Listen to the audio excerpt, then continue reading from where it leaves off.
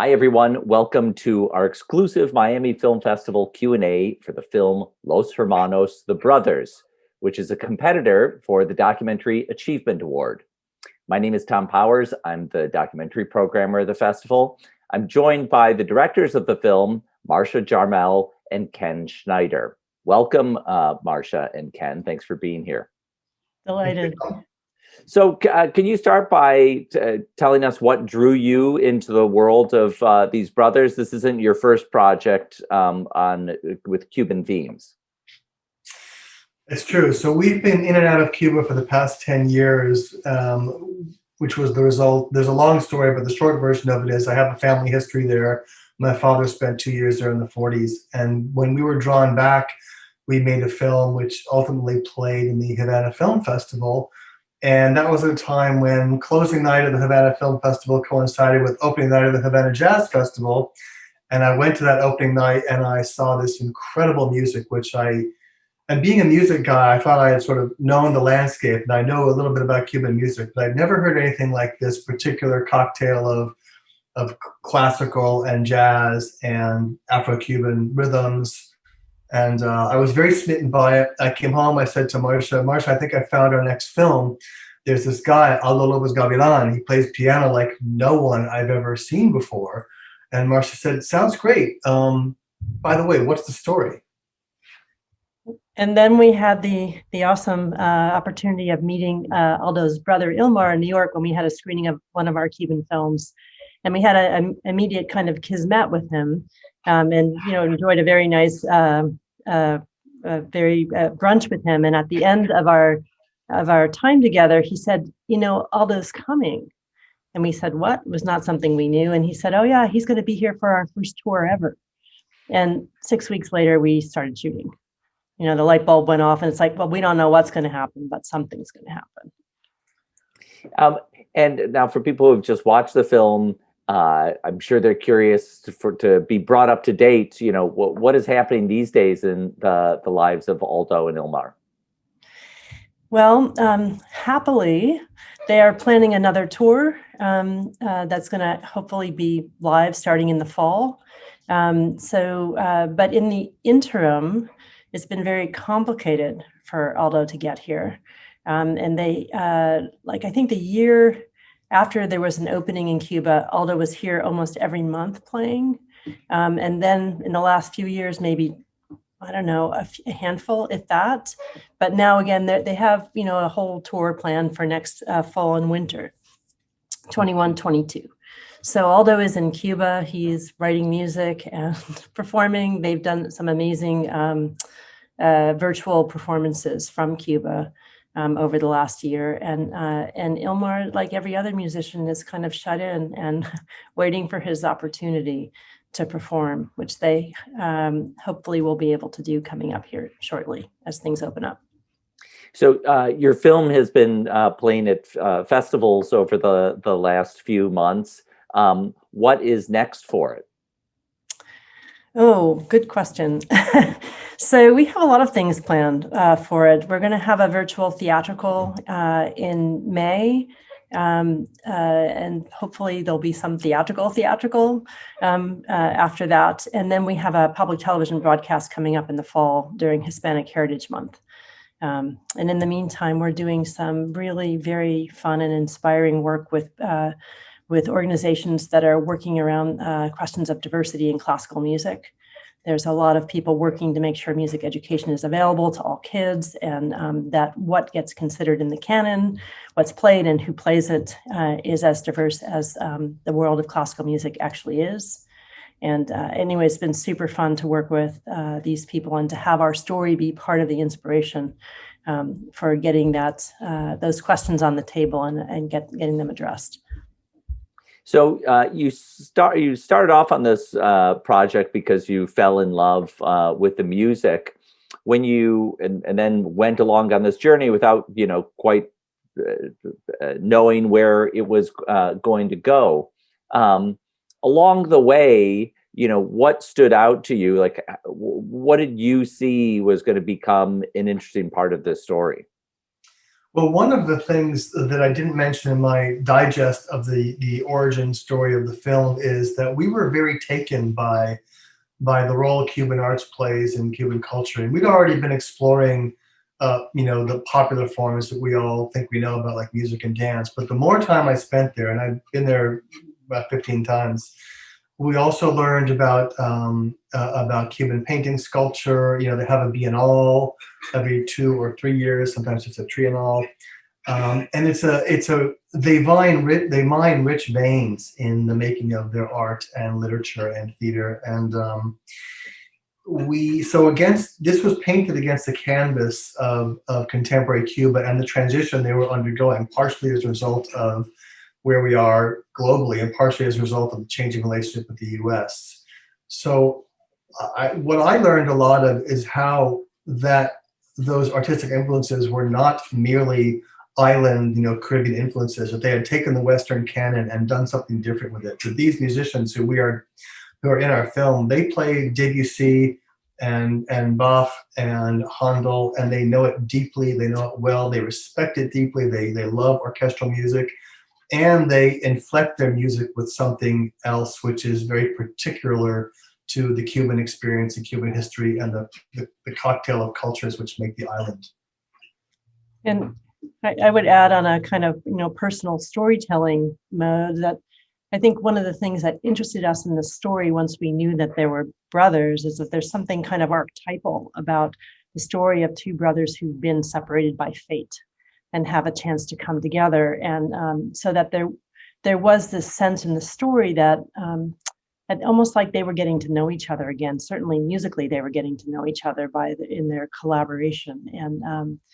And that was just sort of exciting to think about how you turn that kind of, fable-like arc into a contemporary story that has some political underpinnings, but is also a very emotional story about family and has this kind of element of borders separating families, which is so current for so many people. So just in terms of the storytelling, it was exciting to follow that journey and see where it was going to go. I wonder if I could ask you each to pick a scene in the film that, when you watch it today, really stands out to you, and maybe tell us a little bit about how, what it took from a filmmaking standpoint to capture that scene. You want to go first? Sure. Yeah. Well, we were blessed with excellent cinematographers, most of whom we collaborated with for years, both Cuban and Americans. One scene which was delightful to shoot and endlessly fun to edit, and I had to iterate it, dozens of times, was a rehearsal with the Ilmar's String Quartet, which is a working quartet for many years. They're very busy. They tour all the time. And when Aldo joins them, he both plays from their set list and they play from his catalog. And the rehearsal it's so delightful for me because it was shot in the way I love to shoot, which is it's all handheld and available light, and the camera is a storytelling tool, and it's moving back and forth, and mostly moving back and forth between the brothers. So this is really an early moment in their collaboration, and they've waited for their lives for this. They didn't play together as youths or as children. Ilmar left at age 14. So here they are, Ilmar in his early 40s, Aldo in his late 30s, and they're in the creative process together, which you rarely get a chance to see. It's really a behind the curtain moment. And they're rehearsing a cue which they've probably, I don't know if they've performed it before, they might have jammed it before, just because they do, jam together, but they hadn't performed together.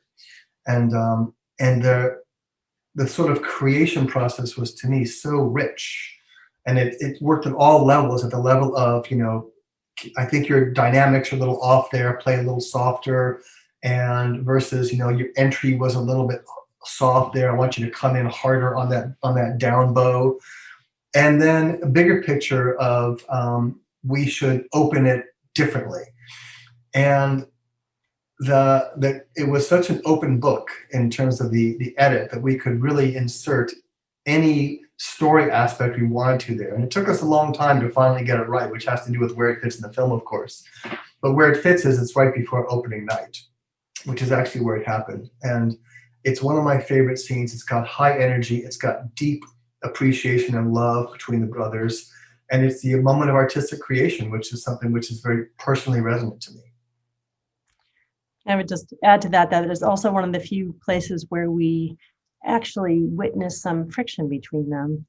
They were so happy to be together that mostly they were just kind of buoyant, but they had this creative disagreement, and watching them work that out was quite interesting, and really felt lucky to be able to witness that with a camera.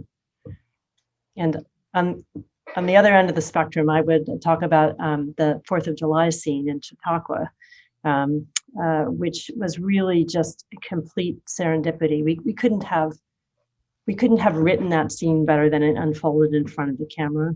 Both the sort of setting that you're in, this kind of fantastic Disneyland, Americana kind of place that's all dressed with these American flags and banners, and here are these two Afro-Cuban musicians who are essentially integrating this very white place. Thousands, I think there are 8,000 people or something in that space, and almost everyone is white. And there are these two guys on the stage with a complete white orchestra, essentially integrating this bastion of classical musicness. And it was just, we were lucky that Chautauqua gave us kind of free reign to film, and lucky that things happened, that people lined up to congratulate them and welcome Aldo to the US at that moment when, this is our enemy. He kind of was representing our enemy nation there. And it was, anyway, it was one of those, you're watching the cinematographer work and thinking this is golden. You couldn't ask for a better scene to do what it did in the film. And I think it's a great question, Thom, but the one thing I want to say to kind of stitch these two scenes together is I really feel like I'm on the path of truth and cinema when we're at a point where wherever we're filming, the things that we're interested in are present. And part of that is making a choice of what to film. Part of it is cinematography. But in both of these cases, the relationship and the love between the brothers is in the foreground. So whether it's backstage and they're talking about, oh, Dad used to love this music, it's cowboy music, which is a tiny little brushstroke, but it brings us back to 8 and 12-year-old brothers playing and wrestling, and Dad playing cowboy music in the next room. Or in the case of the rehearsal, which I invoked, the two of them saying, I want to do it this way. No, this way. I mean, they could be arguing over baseball. That's so true. Because we're showing this in Miami, I want to ask you about any Miami connections to this story or your past work on Cuba. Well, everything Cuban is connected to Miami. Every Cuban we know has people in Miami, either loved ones, friends, family. Many of them receive remittances. Many of them, when they have relatives visiting, they get refrigerators and microwaves and hard cash. So there's always, Miami is it's always in the near distant or in the middle ground, I would say. Other than that, I wouldn't say there's a direct connection, but I'm always curious how Miami responds to our Cuban work. And we are hoping that when, pandemic lifts, that we can have the experience of screening there in the theater and engaging with audiences, because my sense is that the Miami community, as they are aging, is probably becoming much more measured and thoughtful in their response. Certainly the people who left during the early 60s or during the 60s have resentment over what was lost. I think their children and grandchildren have more of a desire to meet their cousins and have less sort of baggage of past history. And I think that, of course, music is the universal language. So hopefully this film can actually serve to, bridge some of those dialogues. I think that the other thing is that their music is known in Miami. I mean, Aldo has performed in Miami. I think, I forget which orchestras. So, they have some presence. I think probably the Harlem Quartet has also performed there too. So that, there's that. And then we have had the delightful experience. We have a wonderful Cuban crew that we work with. We always work with a local crew, and we very, very talented filmmakers. And we've had the fun fortune that some of our crew has come to visit their family members in Miami. And through that, we have been able to, well, we've gotten them out here to San Francisco to visit us, which has been fantastic. And also we've been able to get them things like equipment that they need, because we can send it to their relatives in Miami, and when they visit, they can bring it home. So, Miami is kind of a hub for a lot of the things that have gone on in the course of making the film. And for people who are watching the film and would like to share their responses with you, where can they reach you and track more information about the film? Thank you for asking that.